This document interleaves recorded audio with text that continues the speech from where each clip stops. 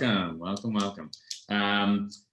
Okay, I want to apologize in advance for this this week's class because it's a little bit of a mess, and that's when you can tell I was having a good time with the material when I show up totally unprepared, because I was like working through these ideas and just really until the last minute, and I think I really unearthed some amazing stuff, but I haven't really even put it together in my own mind. So I apologize if I appear a little scattered, and I'll need your help to make meaning of all of this. I have found connections, but I have not yet found meaning.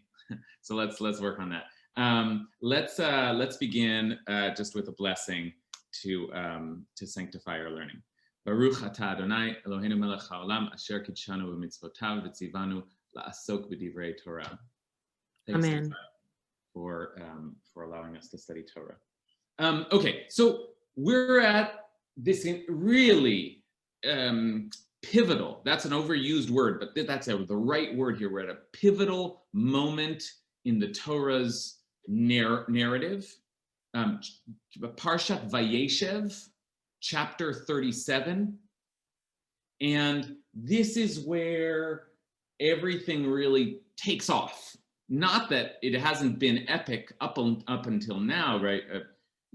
From the very start. Genesis is this remarkable book. It's just like one massive, mind-blowing tale after another. But having said that, it is one after another. Like the story keeps changing and the focus keeps changing.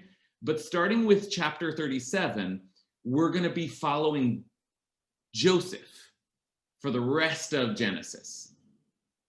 Chapter 37 on through chapter 50. So this is, I often say, the longest continuous narrative in the book of Genesis, right? Like the longest story that we follow the whole way through, and it's Joseph's story. And in that sense, Joseph is really kind of the star of Genesis. In a certain sense, it all comes to Joseph. The last words of Genesis will be about Joseph. The last spoken words of Genesis will be Joseph's words, right? So Joseph is a big deal, and Joseph's story is a big deal. And yet, there's something about Joseph that isn't quite, he isn't quite the fourth patriarch. Like if everything I have said is true, then we should speak of the four patriarchs, right? As we speak of four matriarchs, we should speak of four patriarchs. It should be Abraham, Isaac, Jacob, and Joseph, right? Or as I often say, I feel like Rebecca is really the powerful figure of the second generation. So imagine that the generations are Abraham, Rebecca, Jacob, and Joseph. But it isn't that way, or at least the tradition doesn't speak of Joseph as the fourth patriarch. Joseph is just one of the sons, one of the tribes, one of the 12 tribes. Joseph actually will end up being 2 of the 12 tribes because he'll be split. But the point is, Joseph is at once the pivotal figure, not just like the one who shapes the action and brings Genesis to a close, but in a sense also Joseph is the kind of connective tissue between the book of Genesis and the book of Exodus, right? Because Joseph's story, which begins with him being sold down into Egypt, is the beginning of heading into Egypt. Joseph pulls the family into Egypt, and Joseph, is Egyptian. Joseph rises to power in Egypt. Joseph is, and I don't want to say shoot out too many threads going in too many different directions, but I'll just offer one more. Joseph is really like the proto-Moses, right? Like in the Pharaoh's house, but like looking out for his own people. So Joseph, so basically the question here is like, what is the significance of, how do we regard Joseph? And what is the significance of Joseph in the story? How do we regard Joseph? If he's not the fourth patriarch, what is it? What is about Joseph? Why does he take so much attention? Why does he shape the narrative in the way that he does? And that's the question that I want to explore with you all. However, okay, how do we explore that question? That's a massive question, and we could just start riffing. But I want to stack it up against another question, which is the question of why Jacob favors Joseph. Okay, take a look at just the opening verses of Parshat Vayeshev. Vayeshev Yaakov be'eretz megurei aviv be'eretz Canaan. Jacob settled in the land where his father had sojourned, the land of Canaan. Eile toldot Yaakov. These are the generations of Jacob. This is the line of Jacob. Yosef ben Sheva Esrei Shana. Joseph was 17 years old. So even in that language, all the commentators note, like, whoa, this is the generations of Jacob, but immediately you're talking about Joseph. Joseph is the generations of Jacob. All right. Eile toldot Yaakov, Yosef ben 17 shana, v'haya roa et achav betzon, v'hu nar et bnei Bilha v'et bnei Zilpa, neshei aviv, yaveh Yosef et divatam ra el avihem. Joseph tended the flocks with his brothers as a helper to the sons of his father's wife, Bilha and Zilpa, and Joseph brought bad reports of them to their father. Now, this is the verse that I'm talking about. V'Yisrael ahavet Yosef mikol banav. And Israel loved Joseph best of all his sons.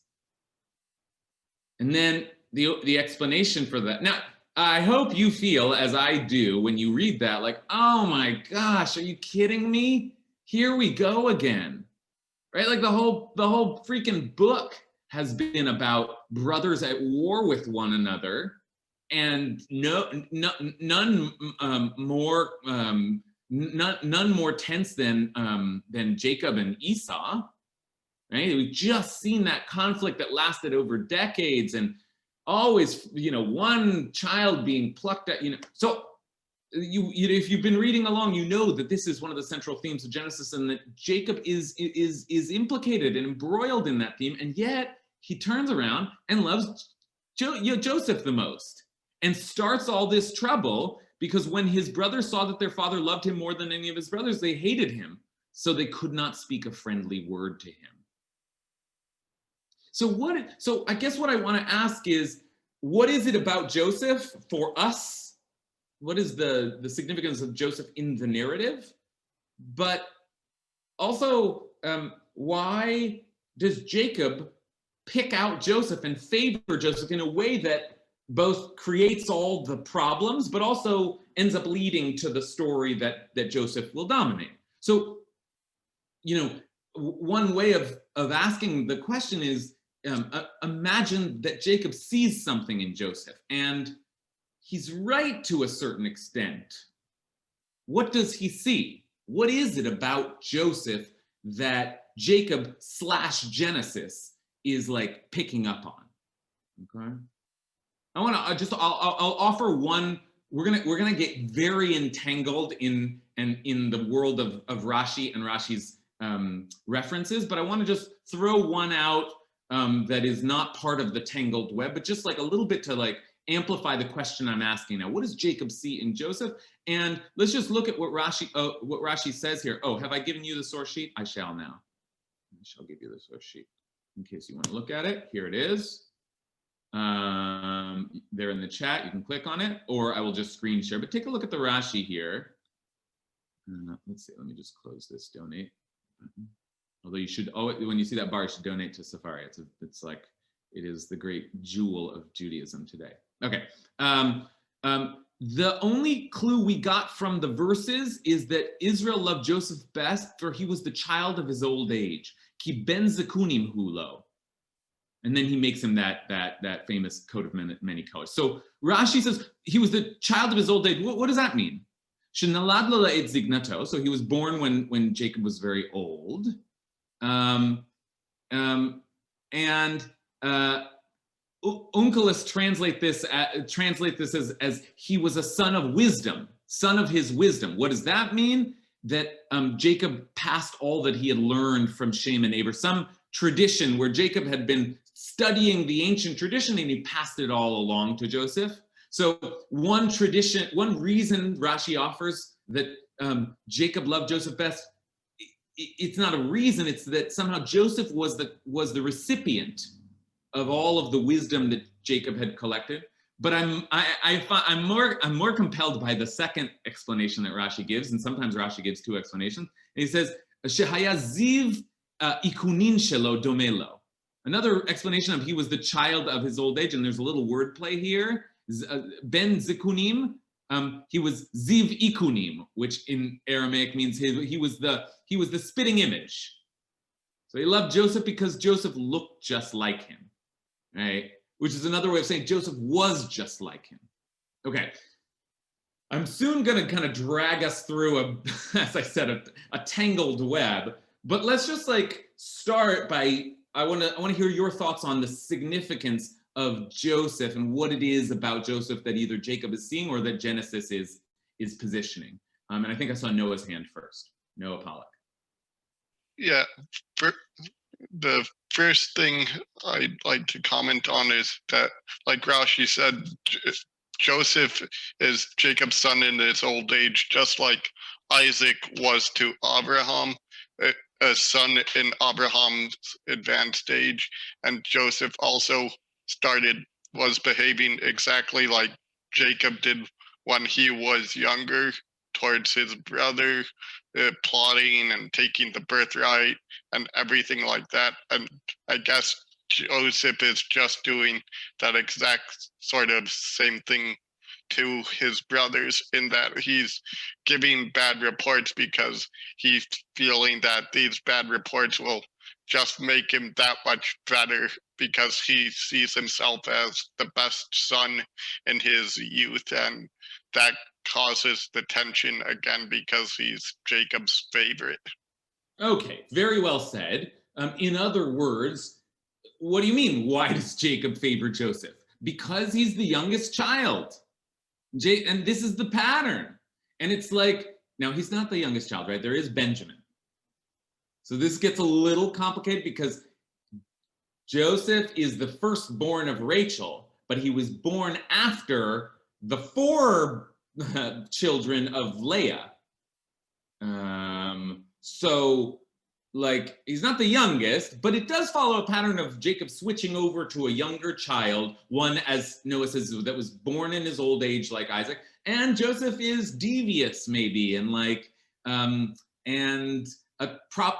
troublesome in the way that Jacob was. So this is just saying, well, of course Jacob is the spitting image. In other words, he's the next cycle of this same pattern that we've been seeing all along. No surprise at all. Let's see. Did I see Yonatan's hand raised? No, it took the words right out of my mouth. Took the words right out of your mouth. Okay, let's go then to Roi. So I've read the willing to give bad reports as a mark of honesty, because all the other sons are out in the field. He can't see what they're doing. And Joseph is the only one who's coming to him and saying, hey, this is the actual situation.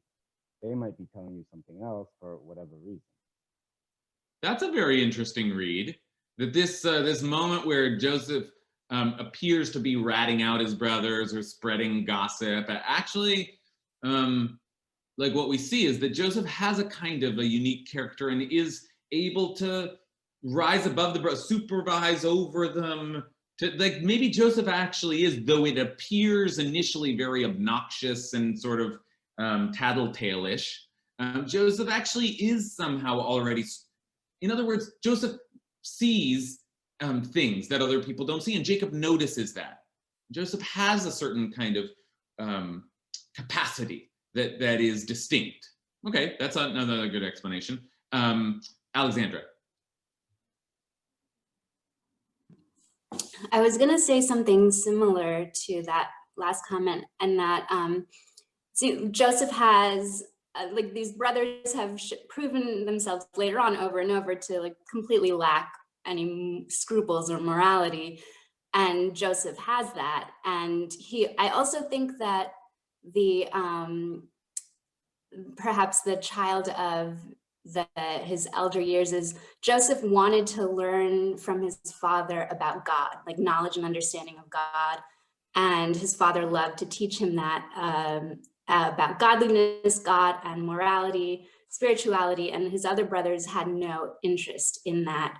And through that and understanding morality, Joseph was able to like distinguish their bad behavior and report back to their father, which I think sounds obnoxious, but their father, it's kind of appropriate. It can be.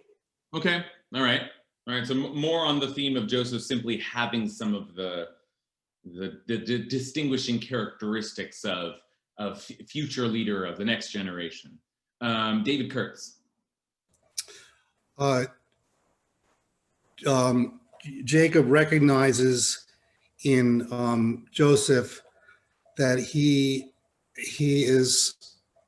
shares the gift of prophecy and destiny through dreams. Okay, there's more of that, right? More of the like, Joseph is like Jacob. Jacob dreamed, had prophecy. Joseph does too. One way of looking at this is that it's just like Joseph just is the right person, is the one. He's clearly, this isn't actually Jacob making a choice in a sense. This is like God, there is a right person in every generation to carry the covenant, right? And it's the person, as Alexander was saying, and as David is suggesting now, that has certain kinds of spiritual insight. Okay, that's all a fair reading. We've offered various, and some of them celebrate Joseph's qualities, and some of them condemn Joseph, but we've offered various ways of linking the transition from Jacob to Joseph. I want, however, today to focus on a particular link or a particular kind of rationale for the significance of Joseph, the emphasis on Joseph, and it's one that Rashi offers. It's a famous image that Rashi offers, and I thought of it this week and started looking at it, and then I realized that image keeps popping up. And so I want us to follow this image and try and, this is going to be our work for today, is try and understand exactly what Rashi, the Midrash, maybe the prophets themselves were trying to say about Joseph, okay? And in order to do that, I want to show you the image as at least it appears for the first time in our Parsha, though we'll have to go hunting around for it in other places. And the image is this. So here's another Rashi. Rashi commented on verse 3, but let's just back up, and Rashi has some comments on verse 1. Now, I'm not even, this first comment here, I'm not even going to read it, but Rashi offers a first comment on the phrase Vayeshev Yaakov, and Jacob settled. And in other words, Rashi just is offering some comments at the very beginning of the Parsha. Like, what is this Parsha about? What's the point of it? Why is it coming now? And what Rashi does is says that after Scripture has described to you the settlements or of Esau and his descendants in a brief manner, since they were not distinguished. And Rashi goes on to say, basically, you just got the Toldot Esav, all of the generations of Esau, and they just listed them. But now you're going to get the generations of Jacob, and the generation of Jacob are going to be a long narrative story, which is just an elaborate way of saying Jacob is better than Esau. And I'll just show you this. In chapter 36, one chapter back, we did get one of these kind of begat sections, and the begats were Esau's begats. These are the generations of Esau who is known as Edom. Later, Esau's kingdom will be known as the Edomites. Okay? The Edomites, and that will be important. But Esau took wives, and he had children, and it went on, and all their possessions, and Eliphaz, and Holabama, and all these people on and on and on. And then finally, chapter 36 ends. Look, it goes on for a while. It's not actually so short. But chapter 36 ends, and it says they all, those are the clans of Edom, that is of Esau, father of the Edomites, by their settlements in the land which they hold. And then, now Jacob settled. So Rashi's just saying, well, you heard how Esau settled. Now you're going to hear how Jacob settled. And it's because Jacob is more important, it'll be more in depth. Okay, I just summarized all that as a way of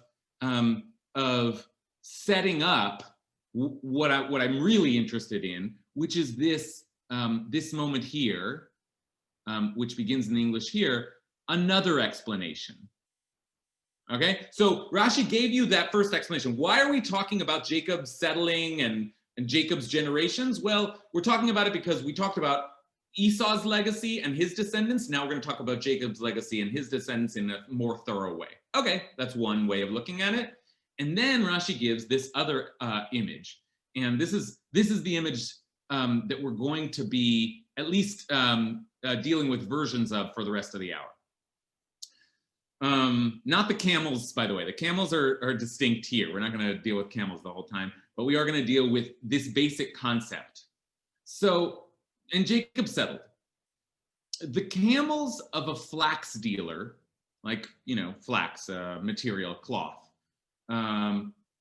once came into a city and they were laden with flax. They had big camels with bundles of flax on them.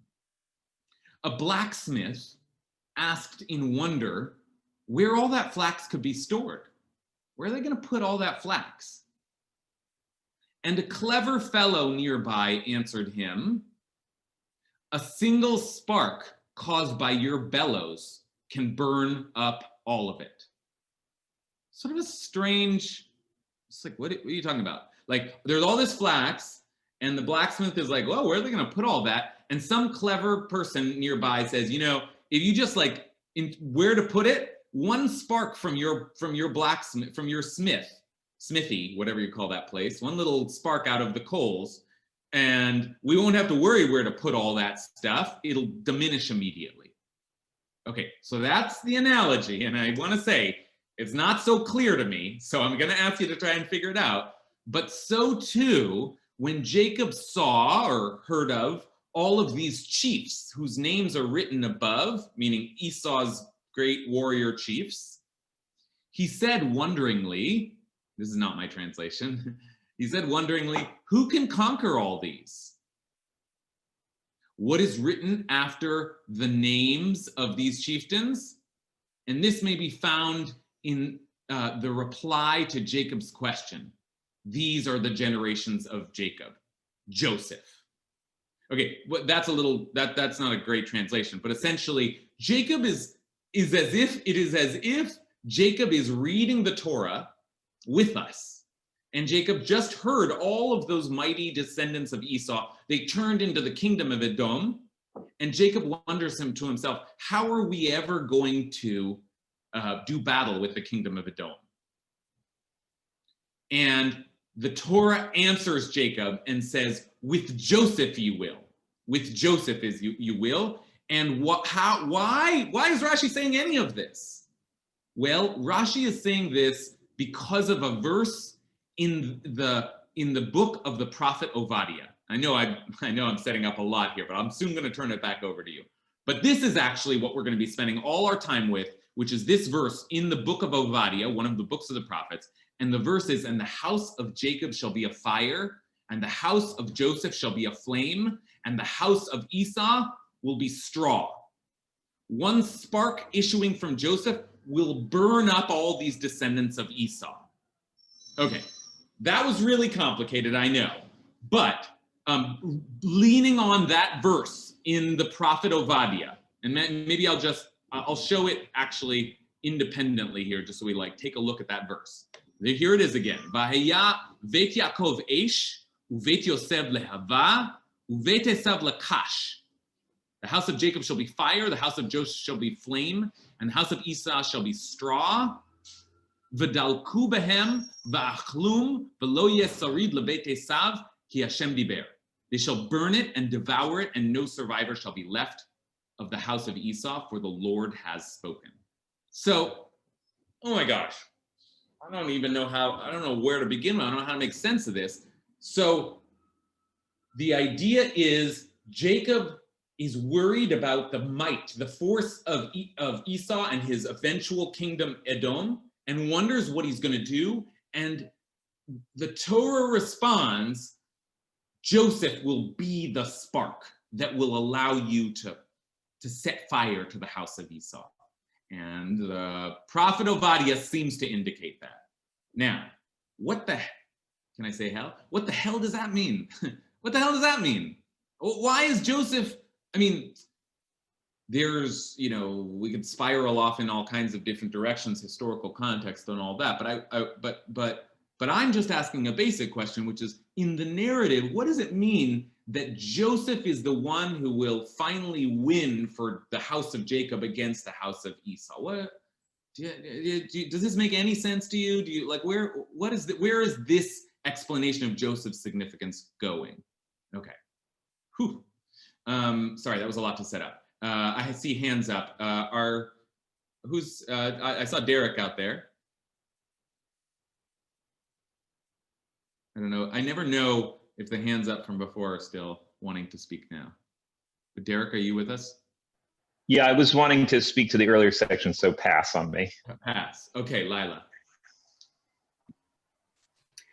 Yeah, it was earlier, but I actually just think first it's maybe helpful just to say out loud, like, you said we always want to ask what's Rashi's problem, right? So I think it's like the Torah normally gives us a description of generations in this particular way, this person, right? And then you have one of these examples, prime examples, and immediately following it, you have what could be a parallel and ends up being something completely different. And we have to ask why, right? Yeah, that's right. Okay. Everybody got that? Because that was a helpful rearticulation. We got the descendants of Esau. Now we're getting the descendants of Jacob, but in a totally different fashion. We're getting narrative instead of a listing. And so the Torah is making sense of that. Yes. So, yeah, I think it's interesting, because what I was going to say before was that,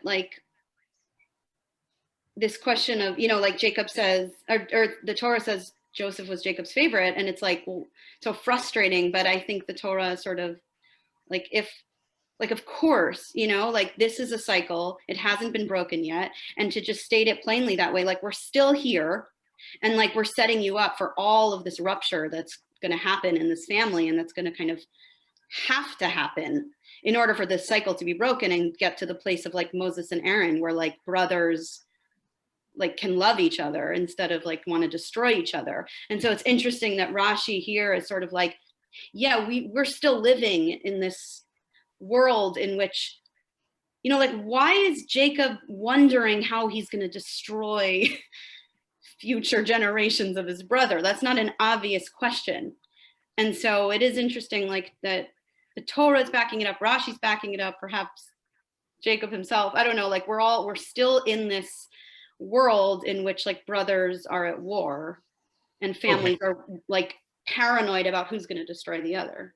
Okay, that's what Lila just said. That's a really, really critical question, and I want to just pause on it for a second.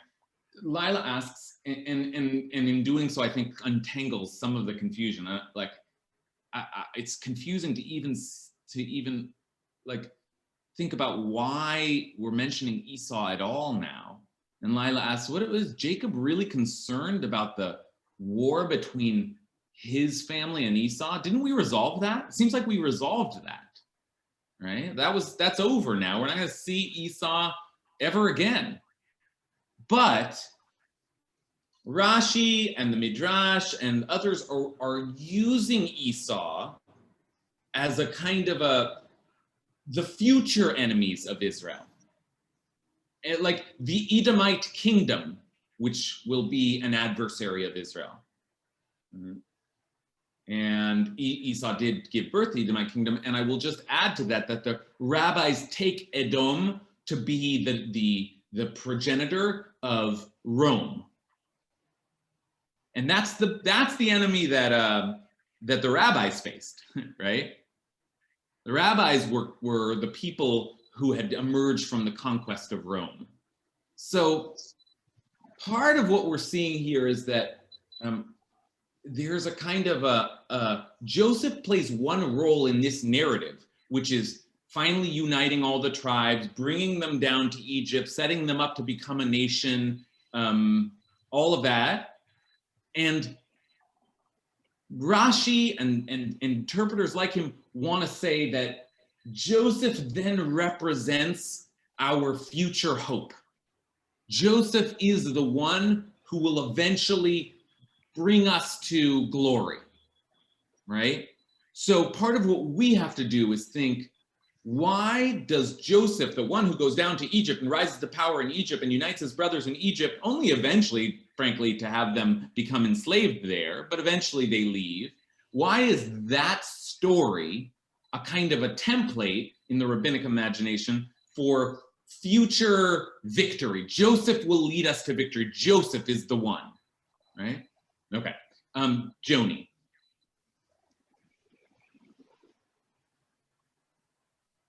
I just wanted to comment on the company that Joseph kept, the two women, and who his mother was.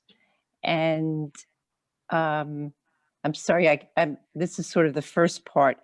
And I think ultimately the thing about Joseph is there's tremendous forgiveness at the end of the story before there's an exile. And there's something resolved with his brothers that I never saw a resolution with Esau and Jacob. There's something there. He is a brat. He is a tattletale. And yet there's something magnanimous. There's a grace that I think is something that we are still doing every Yom Kippur around forgiveness. Thank you. Okay, so perhaps Joseph and all the qualities that we ascribe to Joseph early on, there's some kind of special grace that he has, that's a good word for it. That suggests not just that he will be beloved by Jacob, but that there's something, it's a little like Star Wars, you know, like he's the one. He will lead us. This is the one, this is the child who will lead us. Like, in other words, are we sort of being asked to consider that Joseph is the one of whom the prophets spoke, the special one, right? And if so, like what kind of spin does that give to the story of Joseph going down to Egypt and bringing everybody down to Egypt? You know, like, is part of what is going to happen now for the rest of Genesis a kind of a seeding of eventual, I don't know, victory and redemption, and Joseph is sort of the architect of that. Okay, I see a lot of hands out there. Yonatan.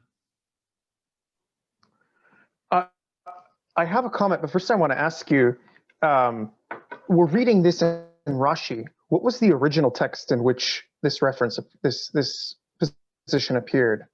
Okay, great. So let's take a look at that, and I'll come back to you, Yonatan. Thanks for setting that up because it is important. So here's the crazy thing, just to give us a little more grist for the mill here.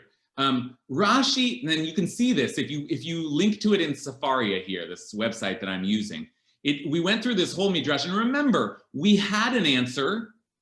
It was like a more straightforward answer, which is that Jacob's descendants will be told in a more kind of important way. And then all of a sudden we get this like camels and the flax dealer and how Joseph can extinguish all of the flax, meaning all of the house of blah, blah, blah, blah.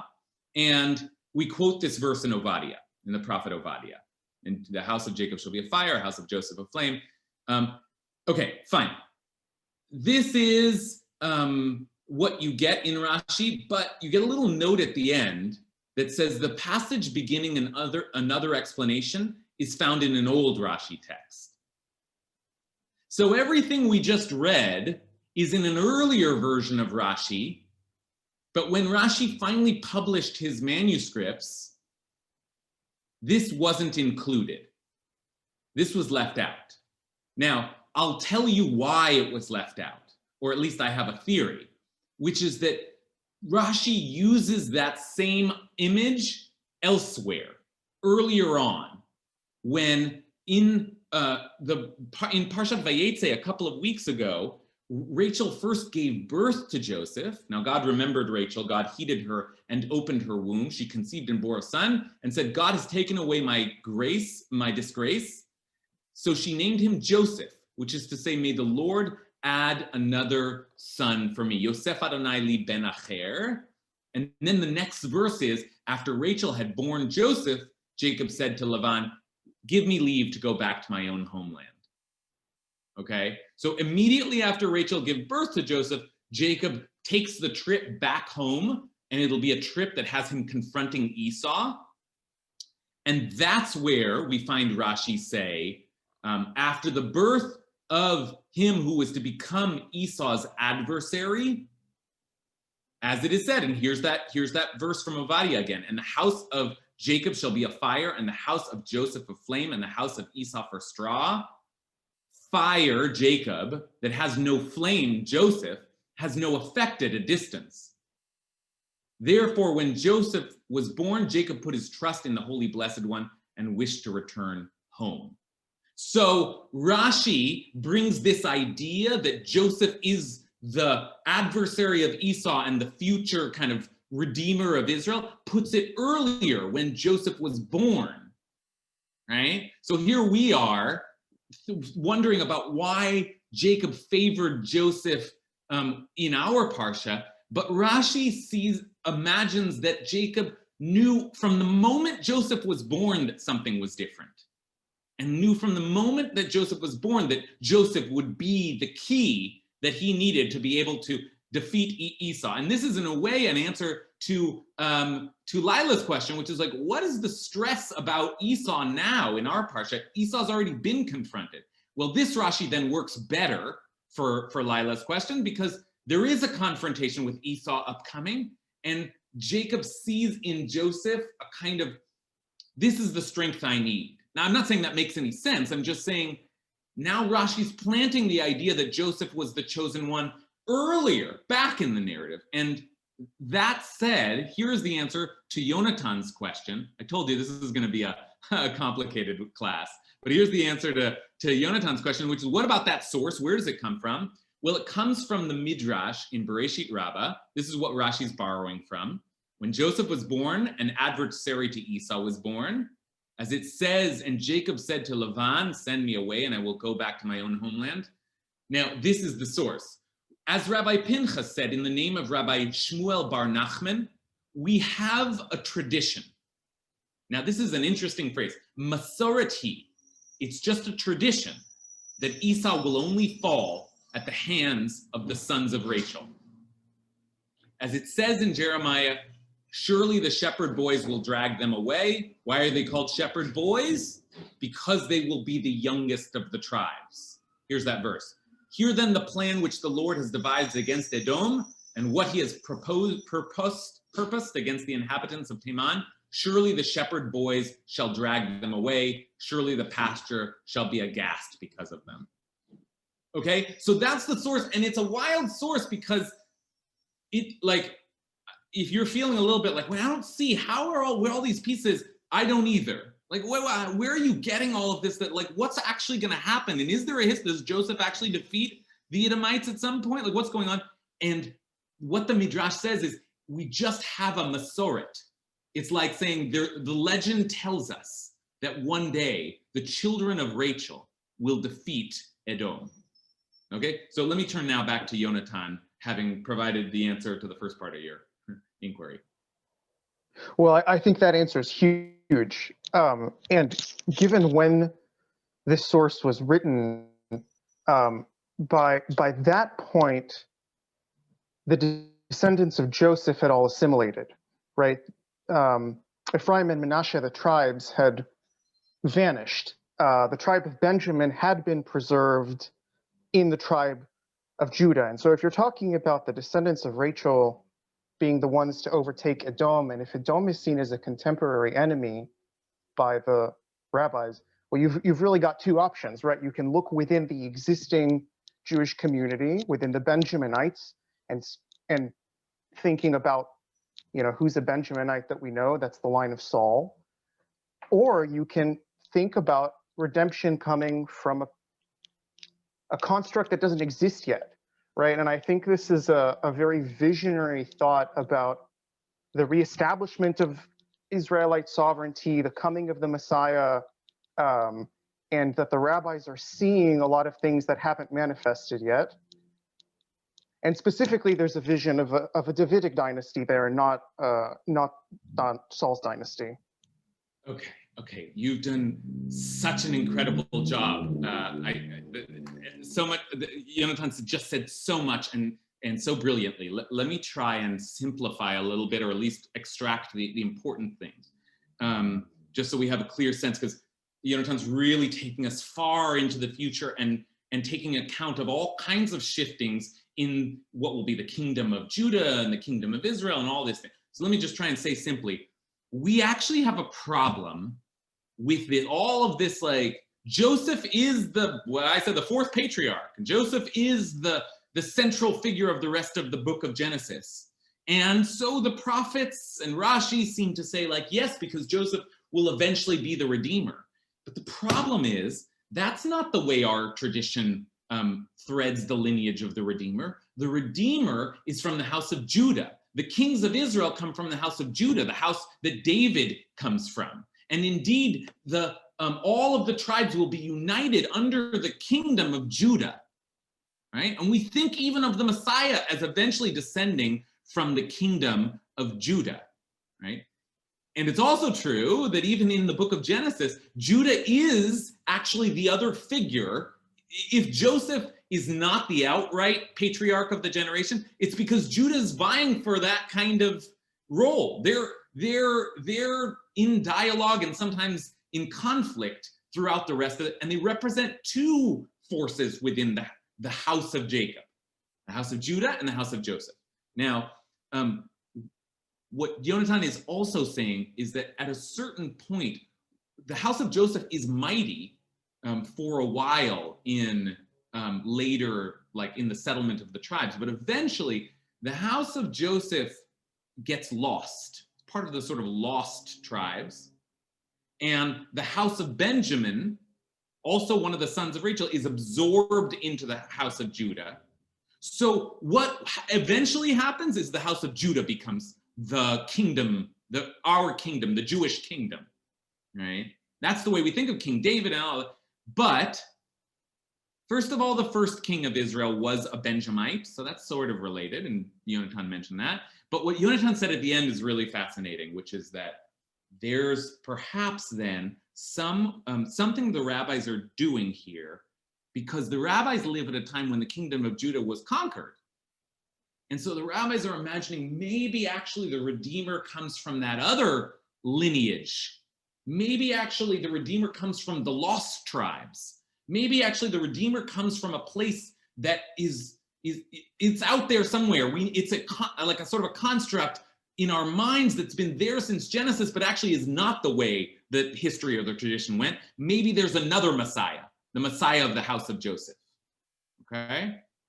Now, I think it's worth showing you the last sort of like appearance of this verse in Rashi, because it really amplifies what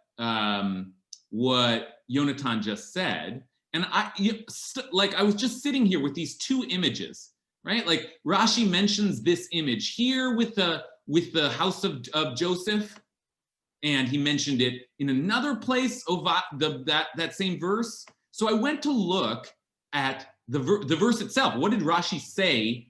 Because Rashi comments also on the prophet Obadiah. And there in the verse, now let's just look at the verse here. The verse says The house of Jacob shall be fire. The house of Joseph shall be flame. The house of Esau shall be straw. They shall burn it and devour it, and no survivor shall be left of the house of Esau, for the Lord has spoken. So Rashi asks the classic rabbinic question. Wait, when did the Lord speak?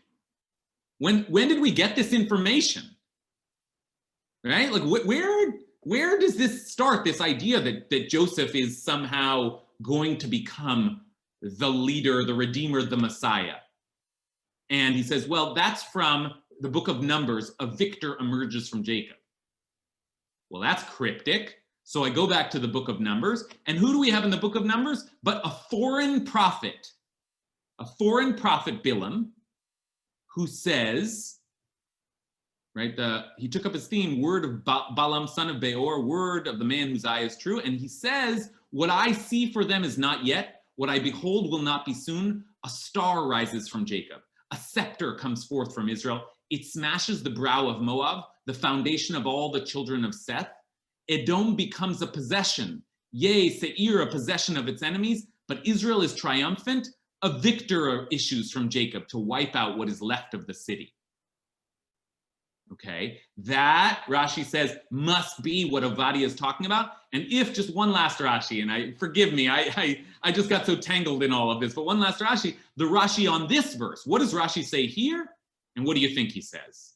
Well, he connects us back once again to this same verse in Ovadia, but he actually says it out loud here. And this is as explicit as we're going to get. And I think this really undergirds what Yonatan was suggesting. And he will destroy the remnant of the city. What does that mean? The most important city of Edom, and that is Rome. It is of the King Messiah, he is thus speaking, of whom it is said, and he shall have dominion from sea to sea. And then the verse in Ovadia, and there shall be no remnant of the house of Esau. Okay? I'm not saying you should have followed all of that, and now it makes total sense, and oh, I see, Joseph is... I'm just showing you that there's a kind of a hidden architecture here whereby the rabbis are slowly building up this narrative, and I think Yonatan's articulation of it was very nice, where there's a redeemer out there somewhere. It's not the kingdom of Judah that we thought was going to be ascendant, but actually we go back to Joseph, and it was Joseph all along. Joseph will come and save us. Joseph will redeem us. And the foreign prophet Bilam taught us that, right? Hinted at that. And Jacob knew it. And Jacob knew it from the moment Joseph was born. So as we follow Joseph for the rest of the story, we're actually following some kind of template for the future redemption of Israel. Okay. Oh, whoa. That's a lot. All right, so let's hear from some folks out there. Kathy. Kathy is able to raise her hand in one box and then speak in another. Right. That's the power. I'll explain it sometime. There's actually a reason for it. But anyway, sure. But what I find really fascinating, I mean, this just sort of adds a slightly separate path, but is that, we talk about, Joseph as being the one, right? And why was he the one? But in fact, he's really not the one. As you say, he's not the fourth patriarch. But the key there, it seems to me, is that if it were following along the same sort of structure, then Joseph as the fourth patriarch would have had to kind of been victorious over the 11 brothers, right? That's what you do. It's like Jacob and Esau. Okay, you have to just completely separate it and everything like that. And so that what turns out to be special about Joseph as the one is that he's not the one. He's the one who actually doesn't kill his brothers or try to kill his brothers. The focus is on the previous generation. He doesn't kill them, but I mean, he's killing all the descendants or redeeming us from all the descendants of his uncle, the previous generation. But in fact, that leaves room for there being 12 tribes, 12 brothers. I've always wondered, why does it go from, it's such a big deal. It has to be Isaac. You got to get rid of Ishmael, right? And it has to be Jacob, and Esau doesn't get, then why all of a sudden does it go to 12? it's going 1 to 1 to 1. And if Joseph is really the one, then the others get somehow wiped out or they're subservient or something like that. But no, he's able, and I don't know, I think some people spoke to that before about his sort of special qualities. But somehow, I think the remarkable thing is that he doesn't kill his brothers. Okay, great. Let me just respond to that because I think that's a very very astute, which is that this idea that Kathy's articulating is important. You know, we're kind of like constructing, or we're following the rabbis construct a narrative where Joseph becomes like the great leader, maybe fourth patriarch, like the redeemer. Joseph's going to defeat them all, but actually Joseph's own story is it's the story that undoes the rivalries like the ones between Jacob and Esau. Jacob and Esau remain at some kind of, Esau's out. And part of the reason, as Cassie says so well, that Joseph is not the fourth patriarch is because Joseph unites all the brothers together, right? And doesn't just leave some out and distinguish himself. That's actually Joseph's legacy. So one way of concluding is that, well, this is just like the rabbis are just seizing something out of the Joseph story that isn't actually the primary significance of the Joseph story. But there is another way of synthesizing Kathy's narrative with the one that we've been following, which is that, yeah, that's just the point. Joseph is powerful because he's able to unite all of the brothers. And once the brothers are united, that's what allows them to be mighty enough to defeat their enemies. So now Israel can finally look outwards. Now, outwards is a funny thing because Edom is, after all, like, it all traces back to like the same family, right? And as far as Genesis is concerned. But in as much as Edom becomes another kingdom and that kingdom becomes Rome, it's like, how do we think about defeating Rome? How do we think about, well, we need to be united as a people, and Joseph is the force that represents us finally coming together and not falling into the same pattern of infight, which, by the way, you know, is the pattern that gets initially played out in the Joseph story, but somehow Joseph eventually overcomes that. You might say Joseph and Judah eventually overcome that and unite together, and that actually might be part of the answer to why Joseph represents this powerful force. Matt Silverstein. It's like every comment I've thought along the way has now been put together, because Joseph is the first one that isn't talking to God. So I think that's a little, he's the Redeemer and he's not talking to God. I'm not sure, but that's right in there. But the thing I really wanted to mention was, and you just mentioned, is the Judah story is also about not fighting, about recognizing error and getting along. And the Judah story, I just read Art of Biblical Narrative. So the Judah story is not a thing that we've added that has no purpose, but it is this same story of the brothers, not just Joseph, but Judah, as you just said, getting along, not fighting, not saying, oh God, I made a mistake. We will be a family. So as Leah said, and that's what sparked me, that's where we're headed. I think where we're headed with all this, rather than the wish.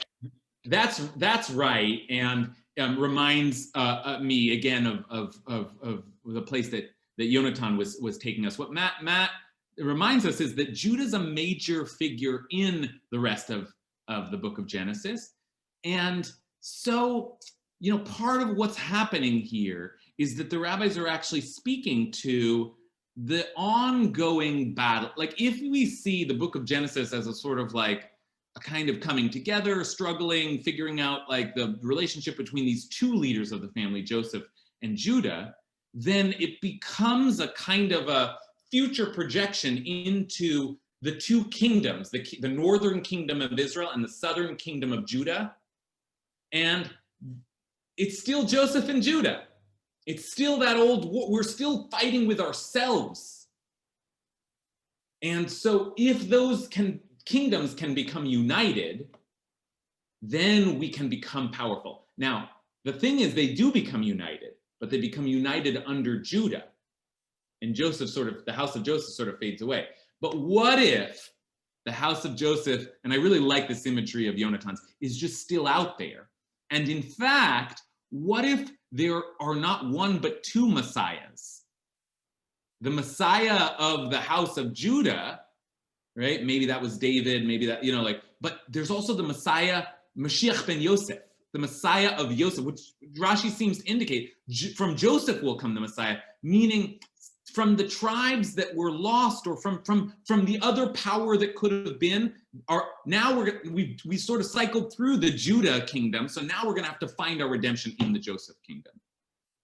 Okay, I want to just offer one last thought before we close, and then I'll take a couple of comments. I see a couple of folks who haven't spoken yet, and that is that I just kept wondering about this verse in Obadiah.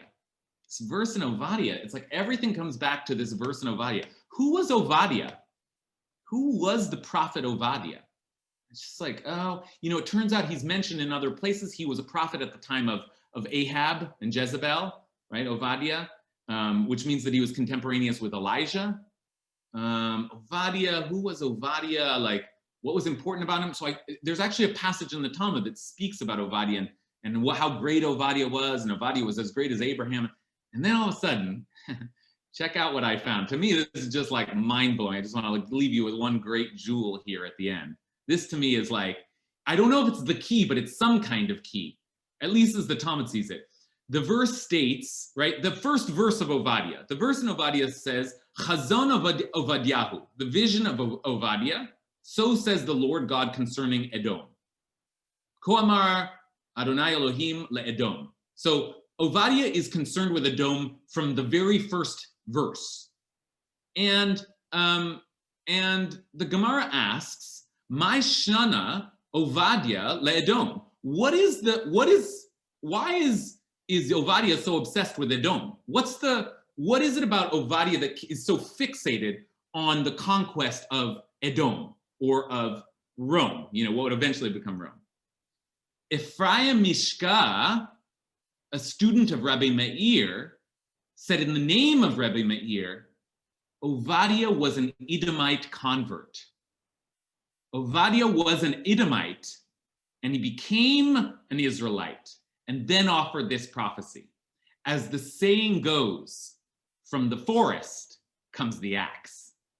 I just love that. From the forest comes the axe. From the very thing that the very thing which can destroy the forest was actually taken from the forest, right? And that is meant to be an explanation for why Obadiah is the one who prophesies the downfall of Edom, because he came from Edom, so he gets it. But I want to suggest that that's also why Obadiah is fixated on the house of Joseph, because Joseph, among all of the other things that we've said about him, is also distinguished by the fact that he was a leader of our people, but he was embedded in another people, just as Moses will be. That is one paradigm for Jewish redemption, which is the Redeemer comes from the other side. Somehow someone crosses over from the enemy and comes in and redeems us. And Joseph, of course, is not a convert, but Joseph is an Egyptian. And so Joseph is sort of like both the one who brings us into Egypt, and perhaps also, because of his very foreignness, some kind of key to how we get out of this. And as Yonatan said, maybe that's part of the rabbinic speculation, is like, maybe our Messiah's out there somewhere, some other land, like, will come and save us. And remember that the rabbis were also foreigners. They were also exiled into Galut. So there's something there as well. Okay, I certainly haven't wrapped it up in a nice bow. There's everything spiraling out there, but you can see how a lot of these connections are getting made and what kind of alternate narrative it provides.